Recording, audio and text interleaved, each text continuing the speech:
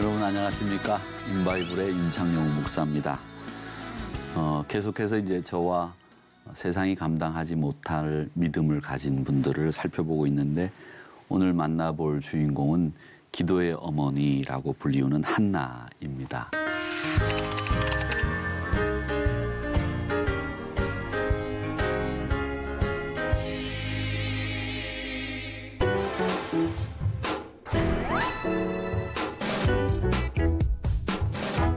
오늘날 이 세상을 보면 참 큰 모순에 사로잡혀 있는 것 중에 하나가 뭐냐면 자기가 사랑해야 될 사람, 내 집, 또 내 교회, 내 가족 이분들은 정말 내가 목숨을 다해서 사랑해야 될 분들인데 그분들을 사랑하지 못하고 그냥 그렇게 대면대면하게 사시는 분들이 많이 있습니다. 그런 반면에 자기가 사랑하지 않아도 되고 또 관심 가지지 않아도 되는 일에 또 사람들에게 관심을 가지고 사랑하는 이런 일들이 참 많이 있다고 생각을 합니다. 이런 현상들을 가리켜서 근친증오 현상이다 이렇게 부릅니다. 서울에 살던 어떤 중학생 남자아이가 아버지에게 꾸중을 들었어요. 근데 꾸중을 듣고 난 뒤에 내가 아버지한테 꾸중을 들을 만하니까 들었겠구나. 이제 아빠가 나를 사랑하시고 나를 아껴주시고 나를 위해서 기도해 주시니까 내가 아빠의 말대로 고치면서 살아야지. 이렇게 생각을 하면 이게 정상적인 생각인데 야, 우리 아버지는 맨날 나만 욕해. 나만 야단쳐. 내가 뭘 그렇게 잘못했나. 나는 정말 이 세상에서 제일 불행한 사람이다. 이렇게 생각을 한 거죠. 똑같은 일 앞에서 다르게 해석을 하니까 인생이 다르게 풀리게 되는 거죠. 그래서 내가 이 세상에서 제일 불행한데 내가 행복한 사람들만 보면 그 행복한 사람을 어떻게 해서든지 해코지를 해야 되겠다. 이런 생각을 갖게 된 거예요. 그래서 길을 지나다가 우연찮게 여학생 하나가 친구들하고 사이좋게 지내고 이제 헤어지는데 웃으면서 잘 가, 잘 있어. 이렇게 헤어지는데 그 여학생이 얼굴이 너무 해맑고 행복하게 보이는 거예요.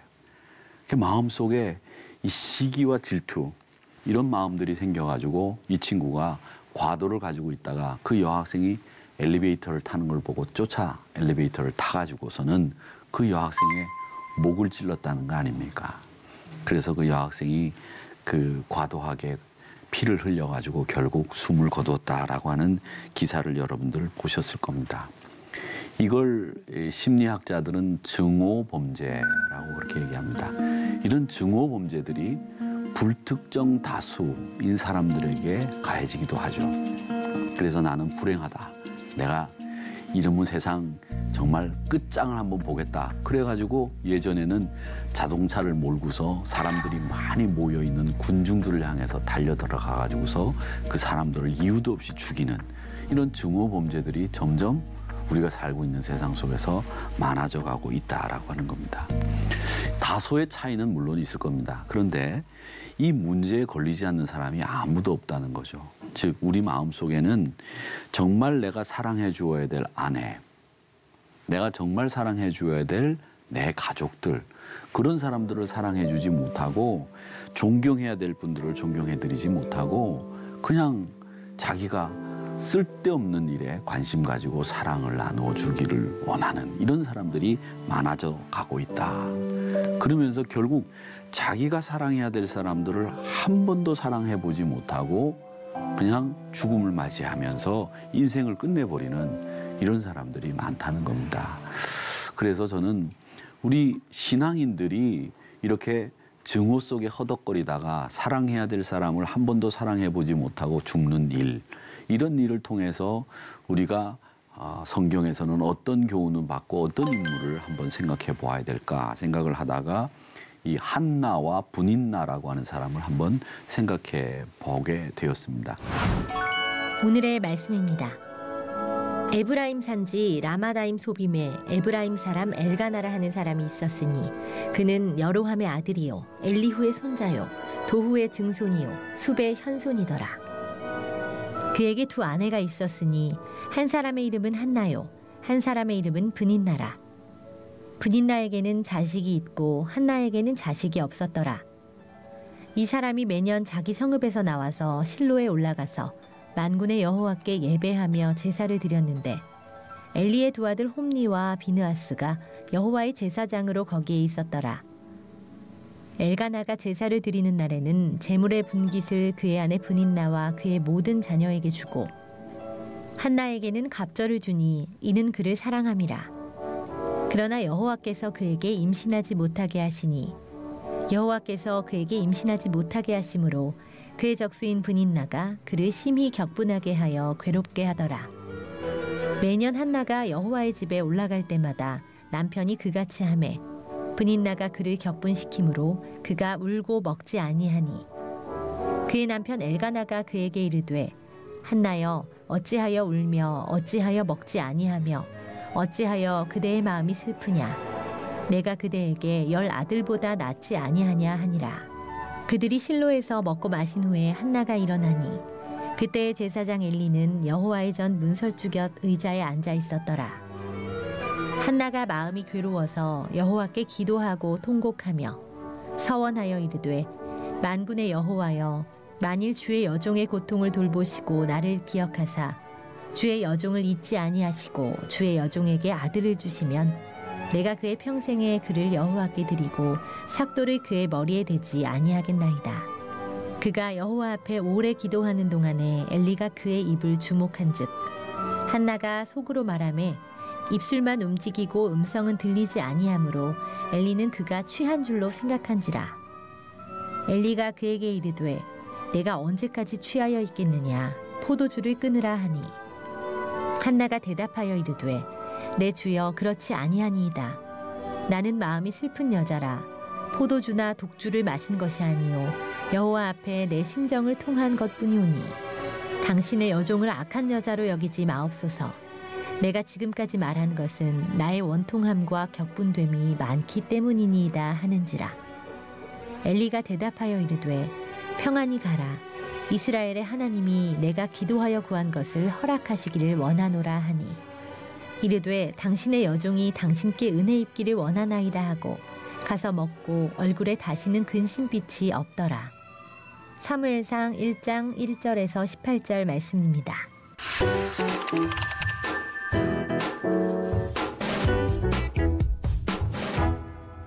이 한나는 기도의 어머니라고 제가 서두에 말씀을 드렸는데 이 한 지붕 밑에서 두 여인이 살면서 뗄래야 뗄 수 없는 그런 관계 속에서 살면서 서로 미움이 치받쳐가지고 이 갈등이 폭발하기 직전에 이 한나가 그 갈등을 어떻게 해결하고 분인나를 어떻게 처리하는지를 살펴보면서 이 증오 범죄로 점철이 돼 있는 이 세상 속에서 어떻게 살아야 되는가, 우리 믿음의 사람들은 누구를 사랑하고 누구를 아껴주어야 되는가라고 하는 것을 다시 한번 생각해 볼 수 있어야 되겠다는 생각을 합니다.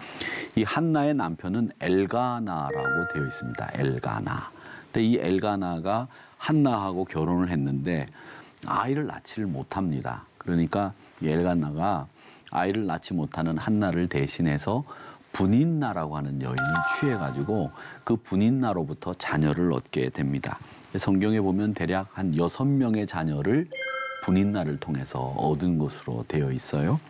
근데 여자분들이 아이를 낳으면 이 새가 세집니다. 그래서 예전에 보면 이 옛날에 그 유명한 가수분의 노래도 보면 결혼하기 전에는 고양이였는데 결혼하고 난 뒤에는 내 아내가 호랑이로 변했다. 뭐 이런 가사들도 제가 있는 것으로 알고 있는데 여자분들이 아이가 생기면 갑자기 어디서 생겼는지 모르게 힘이 생기더라고요. 저도 경험을 해봤고 여러분들도 그런 과정을 거쳤으리라 생각이 되는데 이게 힘이 생긴 거예요. 그런데다가 자녀가 한둘도 아니고 6명이 되다 보니까 이 분인나가 집안에서 이제 소리를 내기 시작을 한 거죠. 근데 엘가나의 본부인은 한나입니다.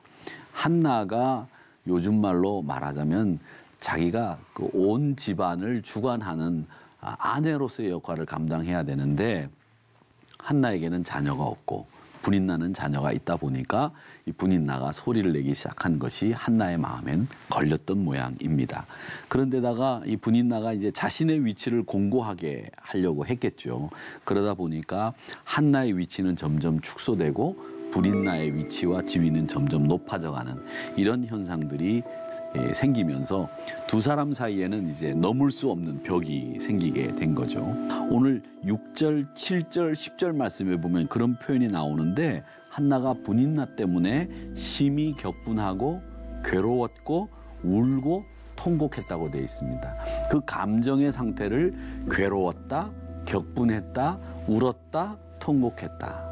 이런 표현들을 보면 이 한나의 마음이 얼마나 어려웠겠는가라는 생각을 해보게 되는 겁니다. 분인나 때문에 이 마음이 이렇게 돼버렸으니까 한나 입장에서도 분인나를 사랑할 수 없게 된 거죠. 여러분들도 마찬가지입니다만은 우리에게도 삶 속에서 이런 분인나 같은 사람이 얼마든지 있을 수 있어요. 우리 신앙인이라고 할지라도 저 사람은 뒷꼭지 보기도 싫어. 저 사람하고 얼굴만 마주봐도 그냥 진저리가 쳐져. 이런 사람들이 신앙인들에게도 있을 수 있다는 겁니다. 그럴 때 우리 신앙인들은 어떻게 그런 감정들을 처리하고 그 사람을 사랑할 수 있게 될까? 이런 것들을 생각해 봐야 되는데 이게 내가 모르는 사람이나 먼 사람들은 그런 악한 감정이나 미운 감정도 생기질 않아요.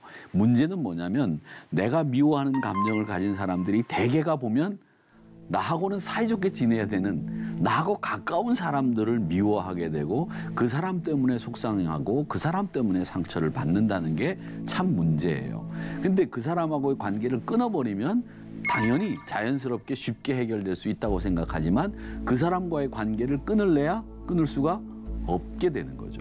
그렇기 때문에 우리가 이 사람하고의 관계를 어떻게 개선할 거냐라고 하는 것 때문에 갈등하고 미운 감정 때문에 내가 그리스도인인데 이렇게 미워할 수 있을까라고 하는 마음 때문에 갈등도 느끼게 된다고 하는 거죠. 그러니까 아마 누구나 다 이런 경험들을 한 번씩은 거의 다 해봤을 거라고 생각이 됩니다. 그럴 때 여러분의 감정을 어떻게 처리했는가, 그럴 때 여러분들은 어떻게 관계를 개선했는가 한번 이렇게 생각을 해보시면 아, 내가 이거 지혜롭지 못했다, 내가 신앙인답지 못했다라고 하는 이 처리 방법을 했던 경우들이 참 많이 있다는 겁니다. 그러니까 그런 경우들도 있잖아요. 부부들 간에도 그 유명한 유모가 있지 않습니까? 유명한 유모. 어떤 할머니에게 나와가지고 남편을 지칭하는 그런 물음을 했는데 그랬더니 그 할머니가 평생 원수 그렇게 대답했다고 하는 유명한 유모가 있지 않습니까? 아주 그 전설적인 유모인데 평생 원수가 돼버린 거죠. 같이 살을 섰고 같이 자녀를 낳고 가정을 이루어서 살았던 평생의 반려였던 남편이 평생의 원수가 되는, 사랑할 수 없는 처지가 돼버린 경우, 또 아내와 함께 참 행복한 가정을 꾸리면서 살아야 되는데 돈을 물쓰듯이 쓰고 낭비벽에 허세가 심한 여자 때문에 그 여자를 사랑하지 못해서 결국 헤어질 수밖에 없는 그런 일들, 내 처지를 이해하지 못하는 시부모님들, 이런 것들 때문에 얼마나 많은 신앙인들도 고통스러워합니까? 그러니까 시부모님이 얼마나 싫은지 성경은 시편도 안 읽는다고 하고 음식은 시금치도 먹지 않는다, 그런 얘기들을 하지 않습니까? 시자만 들어가면 아주 그냥 진저리를 치는 그런 며느리들이 있다고 하는데, 이런 갈등의 문제들을 어떻게 하느냐, 도무지 사랑할 수 없는 사람, 이 사람들을 어떻게 할 거냐라고 하는 겁니다. 근데 우리 사람들은 그런 사람들을 만날 때 쓰는 방법이 뭐냐면 아예 그 사람을 만나지 않는 방법이 있습니다. 근데 만나지 않는 방법이 있는데 그 사람을 만나지 않을 수 없는 상황이라면, 남편이고 시어머니고 만약에 그 사람이 내 친구고 내 상사고, 이런 사람들이 대개 보면 관계를 끊을 수 없고 만날 수 없는 사람이 아니에요. 다 만나야만 되는 사람, 매일 눈 뜨면 얼굴을 마주대야 되는 사람들이 이런 사람들이기 때문에 문제가 있단 말이죠. 그래서 피하는 것도 사실은 문제 해결의 방법은 아니고, 또 싸운다고 한다면 이런 싸움은 대개 끝이 없는 싸움이 됩니다. 서로 자기의 단점들을 들추어내서 싸우다 보면 이 끝 가는 데 없이 가는 싸움이 되고 마는 거죠. 그래서 싸울 수도 없는 일이고 또 가만히 있자니 속에서 우라통이 터지고 분통이 터져서 내가 죽게 생겼단 말이죠. 그러니까 이걸 어떻게 했으면 좋겠는가 이런 생각을 합니다. 그런데 교회 가면 목사가 설교할 때마다 내 이웃을 사랑하라, 하나님을 사랑하라 그러니 얼마나 마음에 갈등이 있겠어요. 말씀에는 순종해야 되겠고 나는 내 감정은 말씀에 순종하는 거하고는 정반대의 길로 가고 이러니 우리가 어떤 상황이든지 간에 이런 걸 돌파구를 찾아야 되는 상황이 되는 겁니다. 쉬운 일이 아니죠. 이건요. 우리 노력이나 애쓰는 걸로 해결이 안 돼요. 어떤 분들은 이거 노력을 하고 뭐 누가 중재를 하고 화해를 시키고 이게 된다고 생각을 하는데 아무리 믿음이 좋고 신앙 경력이 화려하고 교회 직분이 뭐 내가 목사고 장로라고 할지라도 권사라고 할지라도 이건 분인나를 만나면 다 역부족인 상황으로 가는 것밖에는 없다는 거죠. 그렇다고 하면 이 분인나 앞에서 우리가 어떻게 해야 되느냐, 우리의 분인나는 뭐고 우리가 분인나 앞에서 어떻게 처리를 해야 되느냐 이런 감정들을 이걸 한나를 통해서 우리는 배우게 되는데 한나는 제일 먼저 한 일이 뭐냐면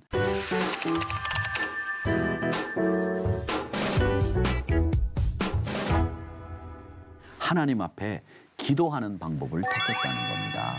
이게 단순히 쉬운 방법이고 그게 당연히 그렇게 가야 되겠지라고 생각을 하지만 사실은 우리가 현장 속에서 생활 속에서 분인나를 만나는 순간에 그 분인나를 통해서 내 감정을 어떻게 처리해야 될지 모르는 그런 혼란을 겪으면서도 하나님 앞에 이 문제를 놓고 기도하지 않는다는 겁니다. 자녀를 놓고 기도하고 대입시를 위해서 기도하고 자녀 취직을 위해서는 기도하나 내가 미워하는 그 분인나를 위해서는 기도하는 법이 없는 경우들이 많아요. 그러니까 정말 정작 우리가 기도해야 될 문제는 우리가 미워할 수밖에 없는 분인나를 만났을 때 기도하는 일이 이 한나가 택한 방법 중에 최우선 방법이었다라고 하는 겁니다. 그래서 한나는 기도하면서 일단 분인나를 대적하지 않았어요. 대적하지 않았다는 거죠. 모든 고통을 하나님 앞에 가지고 나가야 된다고 생각을 한 겁니다. 여러분, 고통은 내가 해결할 수 있다고 생각하지 마시고 그건 하나님이 해결해 주시는 거예요. 그러니까 그 고통을 만났을 때 그게 감정의 문제라고 할지라도 그건 하나님 앞에 가지고 나가는 것이 우선 우리가 해야 될 첫 번째 방법이라고 하는 것을 잊지 마셔야 됩니다. 그 순간이 기도해야 될 때란 말이죠. 그래서 10절의 말씀에 보면 내 힘으로 도저히 어떻게 할 수 없을 때에 그 문제를 아픈 심령과 상한 심령을 가지고 하나님 앞에 나갔던 한나. 그 한나의 모습을 본받는 것이 우리에게는 필요하다는 겁니다. 그래서 이 기도의 내용을 보면 11절에 어떻게 되어 있느냐면 애절한 심정으로 하나님 앞에 기도하는데 주의 요정을 돌아보십시오. 나를 기억해 주십시오. 주의 요정의 고통을 잊지 말아 달라고 기도하는 일을 한나가 했다는 겁니다. 결국은 하나님이 주시는 은혜로 말미암아 자신이 미워하고 있는 분인나를 해결할 수 있는 문제 해결의 솔루션을 이 한나는 하나님으로부터 받게 된다고 하는 겁니다. 그래서 18절에 내려가 보면 뭐라고 얘기하느냐면 그 은혜를 통해서 이 한나의 마음속에 수심이 사라졌는데 가서 먹고 얼굴에는 다시 근심의 빛이 없었더라 이렇게 되어 있습니다. 그러니까 하나님 앞에 이 어려운 문제를 놓고 기도하는 일, 이게 기도해갖고 될 일인가? 이렇게 생각하시는 분들이 있어요. 사람을 만나서 대화로 풀지, 사람 대화로 풀기가 쉽지 않단 말이죠. 뭐 책방에 나가보면 그 갈등을 만났을 때 어떻게 대화하는 법이 좋으냐 뭐 이런 책들도 나와 있는 것을 저도 여러 권 봤는데 대화라고 하는 것은 결국은 자기 입장에서만 이야기하게 되는 거거든요. 자기 입장에서만 얘기하다 보면 결국 평행선을 달리다가 감정만 더 키우는 일로 끝장이 나거나 혹은 문제 해결 없이 결국은 골만 더 깊어지는 일이 생긴다는 거죠. 그러니까 하나님 앞에 내가 만난 분인 나를 사랑할 수 있게 해달라고, 우리의 이 감정 문제를 해결해달라고 하나님 앞에 기도하면서 은혜 받기를 사모하는 것이 우리에게는 가장 좋은 일이다라고 하는 겁니다. 그래서 은혜를 받으면 포용할 수 있는 마음도 생기고 인내할 수도 있게 되는 거죠. 이렇게 참는 게 얼마나 힘듭니까? 특히 사람과의 관계 속에서 이 참아내는 건 정말 목사인 저도 참 힘들다고 생각해요.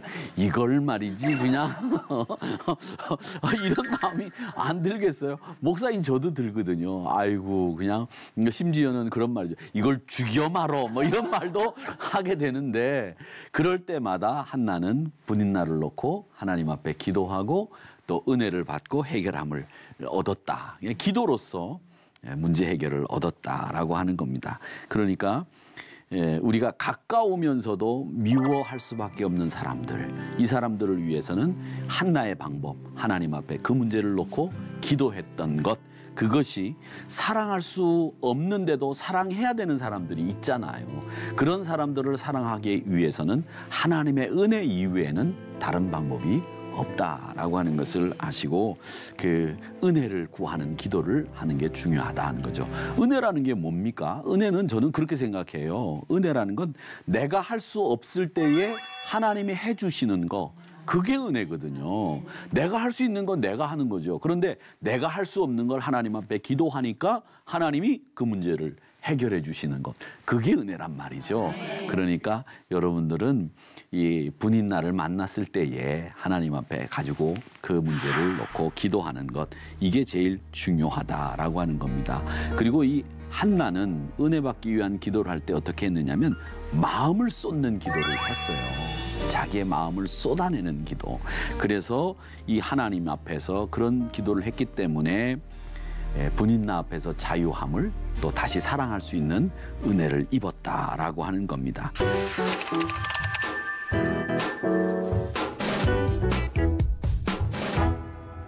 그 다음에 이제 두 번째 방법이 있는데, 그게 뭐냐면 이 한나는 하나님 앞에 이 분인나 문제를 놓고 기도하면서 하나님의 음성에 귀를 기울였어요. 하나님의 음성에. 한나가 열심히 기도하니까 19절의 말씀에 보니까 어떻게 돼 있느냐면 여호와께서 그를 생각하신지라 이렇게 돼 있습니다.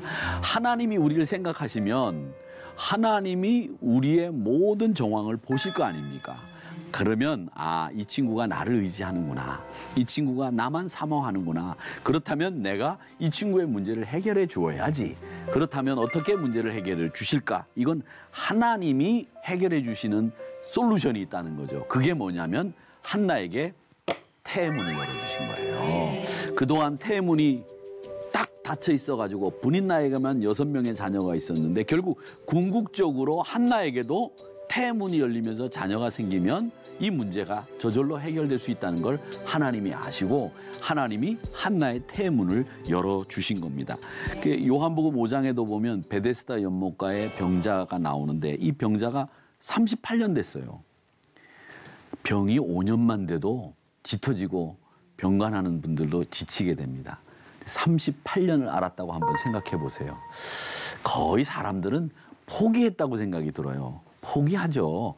그리고 간병하는 사람들도 아마 그 간병하다가 죽은 분들도 계실 것 같아요. 제가 생각할 때는. 안 그렇겠습니까? 간병하다가 지쳐가지고 간병하는 사람이 먼저 죽을 수도 있다. 그런 생각이 드는데 예수님이 그 사람을 만나니까 예수님이 야, 너 병 낫기를 원하느냐? 예, 주님.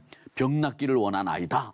이게 정상적인 대화잖아요. 그런데 이 친구가 너무 오래 앓다 보니까 정신이 오락가락해서 딴 얘기를 합니다. 주님. 저 연못의 물을 천사가 내려와서 동하게 할 때, 움직이게 할 때 제일 먼저 들어가는 사람이 그 병을 낫는데 저를 저 연못에다 넣어줄 사람이 아무도 없습니다. 그렇게 대답을 해요. 38년 동안 앓았으니까 뭐 판단력이나 분별력이 있었겠어요. 그냥 생각나는 대로 자기 위주의 말을 하는데 급급했겠죠. 그러니까 자기 위주의, 자기 상황만 그냥 얘기하는 거예요. 정말 그런데 그 사람의 소원은 뭐예요? 예수님이 낫고자 하느냐 그랬을 때 예, 낫고자 합니다. 저를 고쳐주세요. 이렇게 말하는 게 그 사람이 대답해야 될 정확한 대답이에요. 근데 이 사람이 너무 오래 앓다 보니까 자기 위주의 말만 하게 되었다라는 겁니다. 그래서 물이 동할 때 넣어줄 사람이 없는 자기 신세 타령으로 대답이 진행되었지만 예수님은 그 사람의 상황이 결국 이런 대답을 하게 했다라는 것을 아시고는 뭐라고 말씀하시냐면 8절에서 일어나 내 자리를 들고 걸어가라 그렇게 말씀하셨거든요. 그래서 기대하지 않았던 은혜를 예수님이 베풀어 주셔서 그가 누워있던 침상을 들고 걸어갔다 이렇게 되어 있는 이야기가 요한복음 5장에 나옵니다. 그러니까 은혜라고 하는 것은 우리가 기대했던 것보다 더 큰 선물이 주어지는 것, 그게 은혜다라고 하는 것을 여러분 아셔야 됩니다. 사람들은 자기 환경이 바뀌고 자기가 뭔가를 소유하면 행복해질 거라고 생각해요. 근데 뭘 소유하면 그 소유도 소유의 기쁨이 잠시 잠깐이에요. 또 내 환경이 바뀌면 이 환경이 바뀌어서 내가 굉장히 좋아질 거라고 생각하는데 그 환경이 바뀐다고 해서 좋아지지 않습니다. 본질은 뭐냐면 내 마음이 바뀌어야 내가 행복해지는 것인데 오늘 내 마음을 바꾸기 위한 제일 좋은 방법은 뭐냐? 하나님의 음성. 하나님의 음성에 귀를 기울이는 건데 그 하나님의 음성이 담겨 있는 것이 글로 되어 있는 게 성경이지 않습니까? 하나님의 말씀, 그 말씀이 있고 그 말씀을 들어야만 우리가 제대로 된 신앙생활을 할 수 있다는 거죠. 그러니까 여러분, 이 한나가 분인나를 해결할 수 있었던 방법은 바로 하나님의 음성에 귀를 기울였다라고 하는 것을 여러분 꼭 아셔야 됩니다. 그래서 하나님 앞에 문제가 있으면 가지고 나가서 기도하는 방법. 그러면 더 큰, 우리가 생각했던 것보다 더 큰 은혜를 누릴 수 있다. 하나님의 음성을 듣는 순간에 우리가 생각하지 않았던 은혜가 임하게 된다라고 하는 것을 배우게 되는 겁니다. 그래서 이 한나가 분인나 앞에서도 의연하게 그 문제를 해결하고 세상이 감당하지 못하는 인물이 될 수 있었던 겁니다. 한나와 같이 하나님의 은혜를 사모하고 기도의 자리에서 하나님의 음성을 통해서 나의 분인나를 사랑할 줄 아는 사람이 되는 것, 그것이 오늘 우리가 이 세상이 감당치 못했던 인물 이 한나를 통해서 배우는 교훈이다라고 하는 것을 아시고, 슬픔거리, 절망거리, 근심거리 있을 수 있습니다. 기도하시고 은혜를 구하시기를 바랍니다. 오늘 강의는 여기까지 마치고요. 저는 다음 이 시간에 또 찾아오도록 하겠습니다. 이 한나를 통해서 여러분의 분인나의 문제를 해결하는 우리 모두가 되기를 주님의 이름으로 바랍니다. 감사합니다. 고맙습니다. 다음 시간에 뵙겠습니다.